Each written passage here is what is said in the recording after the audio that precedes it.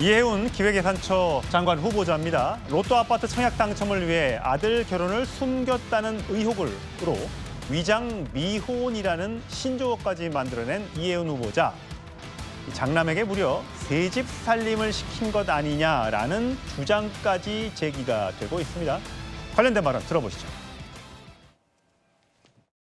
현금 부자들은 그냥 그 자리에서 분양만 받으면 집값이 뛰어서 시세 차익으로 5, 6억씩 대박 로또를 가져가고 있는 이런 상황입니다.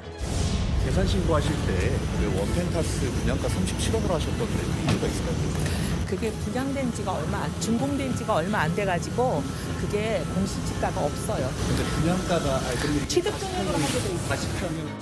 장남 같은 경우에는 세종시에서 국책연구원인 대외경제연구원이라는데 연구원으로 다니거든요. 그리고 결혼한 처는 용산에 신혼집이 있어서 거기로 왔다 갔다 하는데 엉뚱하게 주소지는 이해운의 서초동 집에다가 해놓은 겁니다. 자, 최소영 평론가. 이해운 후보자 측에서는 장남이 주중에는 세종의 연구실에 이제 직장을 다녀야 되니까 세종에 있고, 그럼 보통 이제 주말 부부를 하게 마련이죠. 근데 주말에는 용산의 신혼집, 그러니까 며느리는 용산에 살고 있어요. 근데 그 아들은 용산에 안 가고 엄마와 같이 살았다는 거잖아요. 네. 결혼을 했는데. 네. 자, 이랬더니 주진우 의원의 주장은 이래요. 예, 새 집 살림했냐? 이게 보통 가능하냐? 이렇게 주장을 합니다. 그러니까 이게 현대판 이산 가족인가요? 아니 그리고 우리가 결혼하려고 하는 거는 같이 살려고 하는 거. 그러니까 결혼할 때는 같이 살려고 결혼하는 거지 따로 살려고 저렇게 결혼합니까? 아, 그러니까 와이프와 같이 살려고. 그렇죠. 부모님과 함께 사는 것보다는 가족을 꾸려서 따로 살려고. 그러니까 부인하고 같이 살려고 결혼하지 부모랑 같이 살려고 결혼하나요? 부모랑 같이 살려면 결혼을 미뤄야죠. 그게 상식이죠. 그런데 지금 상식 밖의 얘기를 하는 거잖아요. 근데 저는 간단해요.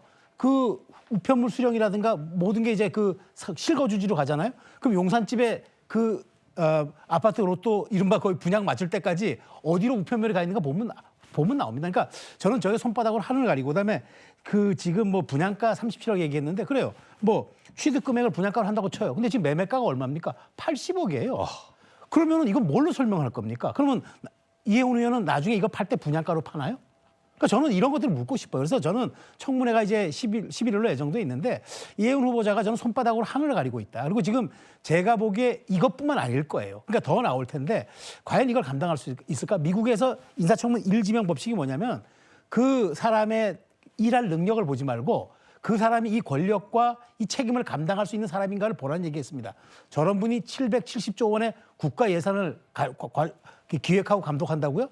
저는 이거는 본말이 전도된 사안이라고 봅니다. 예, 주진우 의원이 오늘 재미난 그래픽을 하나 SNS에 올렸더라고요. 김기웅 대변인. 서울대 입학 정원이 3,526명, 서울시 청약은 4,009포네요. 수능 응시 49만 명대 641만 명. 서울대에 들어갈 수 있는 합격률은 0.72%인데 이 서울시 청약에 붙을 수 있는 확률이 0.06%다.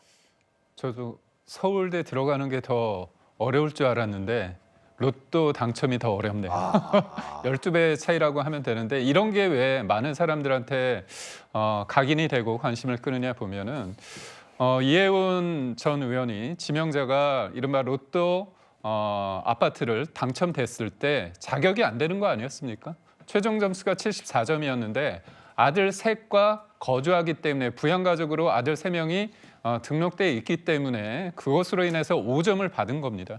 그렇다면 5점 차면 엄청난 점수지 않습니까?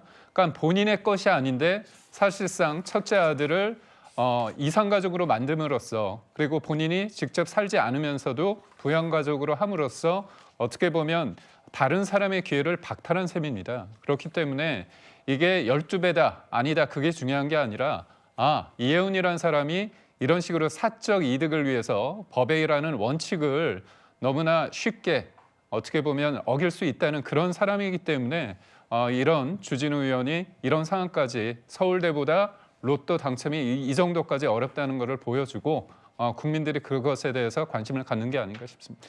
참여연대 등 이 시민단체에서는 어떻게 장남이 주말에 부인한테 가지 않고 엄마와 같이 살 수 있느냐, 소가 웃을 일이라고 직격을 하기도 했습니다. 그런가 하면 성치훈 부대변인, 예. 오늘 박수영 의원의 국민의힘 의원의 일단 의혹 제기입니다만 이 차남과 삼남이 아들 삼형제를 뒀잖아요. 이해은 후보자가. 그런데 이 둘째, 셋째 아들이 전부 다 공익근무 요원으로 근무를 했는데 한 명은 집에서 아주 가까운 서초 경찰서에서 근무했고 또 한 명은 서초에서 멀지 않은 또 서초에 있는 구청에서 근무를 했다라고 주장하면서 이거 당시에 서초구의 국회의원 3선 의원이었던 이해은 후보자의 백이 작용한 것 아니냐라고 주장을 했어요.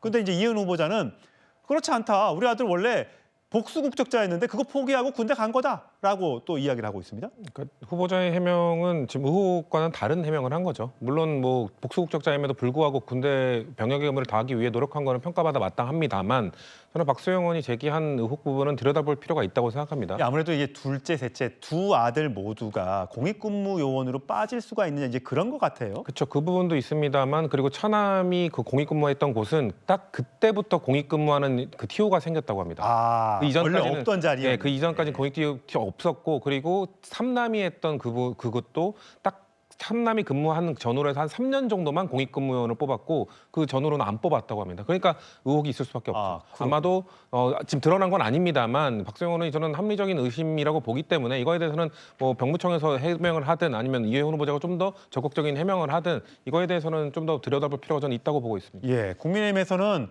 뭐 주택 문제도 그렇고 갑질 문제도 그렇고 또 아들의 병역 문제까지 이거 너무 의혹이 많기 때문에 청문회까지 갈 것도 없다. 자진 사퇴하라라고 주장하고 있습니다만 청문회까지는 지켜보겠다는 게 또 청와대의 뜻인 것 같습니다.